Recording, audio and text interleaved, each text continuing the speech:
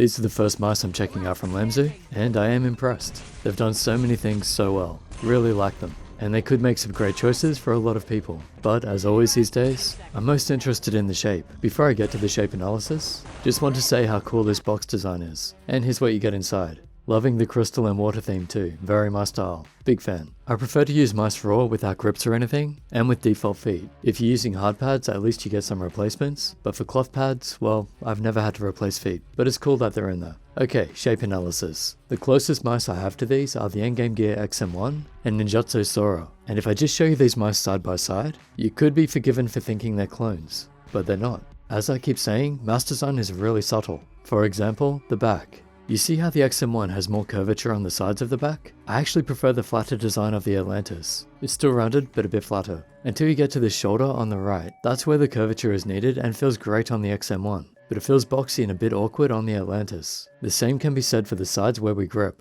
They have some curvature, like they're good, very safe, but as I've said in the past, if you go too safe, it's not as comfortable. But if you go too pronounced, it ends up unsafe and it's not comfortable either. It would be comfortable for some, but it forces grip too much. So you want to find a balance. I find that balance is better on the XM1, but that doesn't mean the Atlantis is bad or anything. It's good, it's safe, just I'd like to see a bit more subtle curvature for a more comfortable grip. So yeah, good design, just a little boxy. It seems like something designed on computer rather than in the hand. And the button height is just as low as the XM1, which also has a 1.9cm button height where I measure it, and on the Mini it's 1.8, which is really good, because I found the lower my fingers are to the pad, the better I can aim. The interesting thing about this design is that it kind of makes me want to pull it back in my hand more. It's almost like they curved it in some way that it caters to claw grip more. I'm not entirely sure how that works. If you get one, see if you can feel it too. I think it's this section here, just under the front side button, but on both sides. It feels really natural to grip here and pull it back into claw. So if claw grip is your thing, this could work. Now let's talk dimensions. At the fingers, the large is 5.67cm and 12.2 long, with a height of 3.75. The mini grip width is 5.45, 11.6 long, and 3.63 high. For palm grip, I'd recommend the V2 for hands up to 18cm. Not really made for palm, but claw and fingertip, I'd say between 19 and 21. And the mini, palm maybe up to 17, otherwise claw and fingertip 17 to 19.5. As always, I recommend going as small as possible, but it could work for those hand sizes. Here they are next to some other mice for an idea of the size. The Mini is really close to my mouse, the MZ1, so that was a lot of fun to test and play with, while the V2 is more like a slightly wider and blockier XM1. And you may have noticed there are no holes on top, but there are on the base, in a pretty cool design I might add. They've managed to get the weights down to 55 on the V2, and 50 on the small. For a general idea of where they should be, using the expected weight ratio, these could have been at 69 grams and 63 grams, which puts them at a ratio of 0.79 to 1. So for their size, these mice are really light. Not the lightest, but really good. I found that lighter mice are better for aim, as long as you're on a control mouse pad anyway, but that's another video. And as I was just showing, the balance point seems central on both. Feels good in 3 fingers. For performance, usual testing in Quake Live, all seems pretty good, nothing for me to really comment on. So let's get to the bump test for latency, where it seems to be within 4 milliseconds of each other. That's against the Death Adder V3. It's not an exact test, and it depended which mouse was on the pad. I held both up, but yeah, different mice can handle this differently, based on sensor. Either way, latency seems low, so I'm cool with it. Now the sound test, here's a listen to the clicks.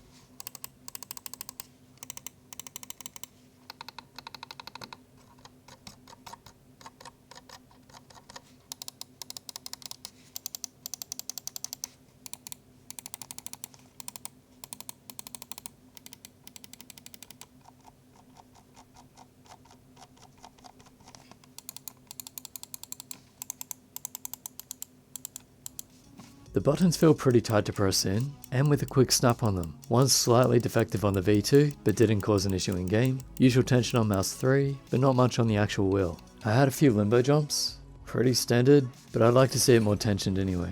And the side buttons have a pretty good click to them, and a decent travel distance. Overall, pretty happy with the buttons, but due to the feel, probably not great for MOBAs. Fine in first person shooters. For the build quality, despite being low weight, both are really well built, no creaks or cracks. Nothing rattling when shaking either. They feel great. And the texture seems pretty nice. Hasn't got any marks on it so far. Didn't slip. It's a smooth matte plastic, without much texture. I like it, but again, not something that bothers me much on many mice. Same as the feet, nice and smooth, tapered, seemed all good on cloth pads for me. The cables are also a nice soft braid, quite flexible, and positioned upward if you need to play wired. That's to keep the cable from dragging. And again, these cool USB adapters. Loving the crystal look. The software is fairly basic, change what the buttons do, although without an extra button, I'm not too keen on that. Lower the debounce to 4 milliseconds, just to be safe. Change DPI steps, and macros, and also tells you the battery left. To conclude, I love reviewing good mice. Why? Because it's way easier. When a mouse is this good, you don't have to say too much about it. I really enjoyed using them.